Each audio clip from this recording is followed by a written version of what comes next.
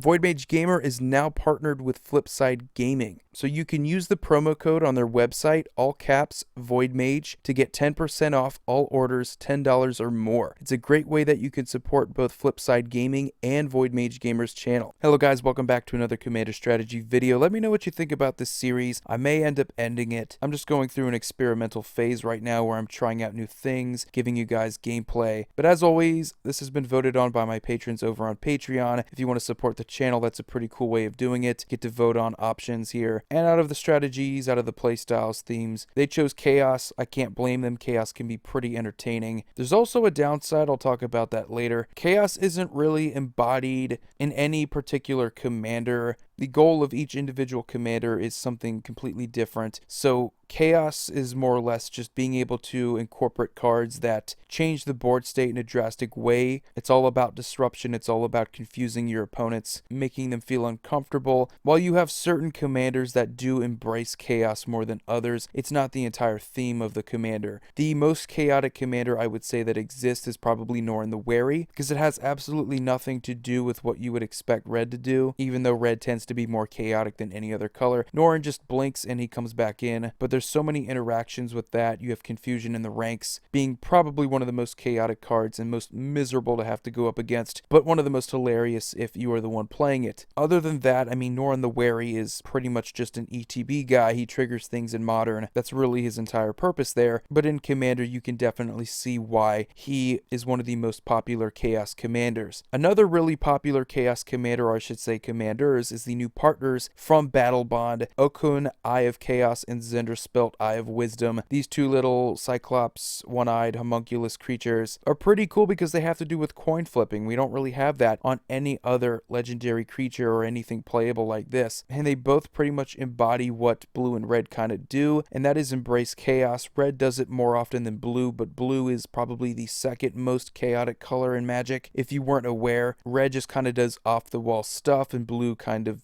does off-the-wall stuff in the pursuit of knowledge. A little bit more risky. I think red ends up taking a lot more of the credit. But you have things like blue braids, you have things like the blue curses, you have things like Eye of the Storm. I mean, you have a lot of craziness to do with copying your opponent's spells. Once you're able to get anything like that out there, whatever anybody's going to be casting is just going to be copied. Removal spells, counter spells. It's a really frustrating time if you want to play control and you're all about precision. The entire purpose of a chaos deck is to disrupt that precision. So anytime you're able to change the targets of spells with something like a radiate, that's quite chaotic. You can definitely ruin everyone's day. If someone wants to cast the Swords to Plowshares, you cast that. Everything's getting Swords to Plowshared. Everyone's gaining a bunch of life, hopefully. That's hilarious. Sometimes it's not about winning. Sometimes it's just about having fun with chaos. And I encourage you to check out as many of these cards as you can. You have a lot of cards like Fork. You have a lot of cards like Reverberate that just change the targets of things, and that's quite chaotic. It's all about screwing over the control player who wants to counterspell certain things. Well, if your opponent wants to counterspell something you have, a Reverberate is basically a counterspell. So while red doesn't have any literal counterspells, going up against the control matchup, you do. Whenever you want to cast a Reverberate in response to a counterspell, it's just as good. Like I was trying to talk about before, your actual commanders don't have to be chaotic for you to play chaos, because there's so many cards that just embody chaos in themselves. You don't really need a strong commander to do that well. You could play 5-color chaos with something like Corona False God, which giving everybody an insane creature to attack with every turn is pretty chaotic. You could also go chaos with Cascade and Yidris just to access as many chaotic cards as possible. You have 4-color, 5-color decks can be pretty chaotic. Even though there aren't a lot of green chaotic cards, there aren't a lot of white chaotic cards, or even black ones for that matter, you do have some cards that tend to work out well with the red and blue chaos cards that already exist. So anything that has to deal with disruption, taking your opponents out of their comfort zone, I think works out pretty well. And it works out really well when you have just anything that can force your opponent's creatures to attack every turn, force your opponents to play with their hands revealed, giving giving your opponents double mana, giving them more things to do. Speeding up the game could be what your Chaos deck wants to do in particular. You could be all about just board wipe tribal, destroying everything with Child of Alara. Or if you just want to play politics, a good old Stark of Wrath could be good for you, giving your opponents the ability to destroy things. It's a very interesting playstyle, one of the playstyles that I started going with very early on in my Commander career, because the goal wasn't about being the most competitive, it wasn't about dealing the most damage with your commander or milling your opponents out. It was just, let's mix it up, let's see what happens. Let's just alter the paradigm altogether of a Magic the Gathering game and see how everybody else responds. That's what I fell in love with about this playstyle, and it's what I hope you guys will fall in love with as well. It's not about winning, it absolutely isn't. If you're only in it to win it, then Chaos isn't for you. We have some really fun things like Possibility Storm, Confusion in the Ranks, Grip of Chaos is another brilliant card. Things like these just sit on the field, and they just make the game go on a lot longer than they normally would. All of your friends who are playing targeted removal, counter spells,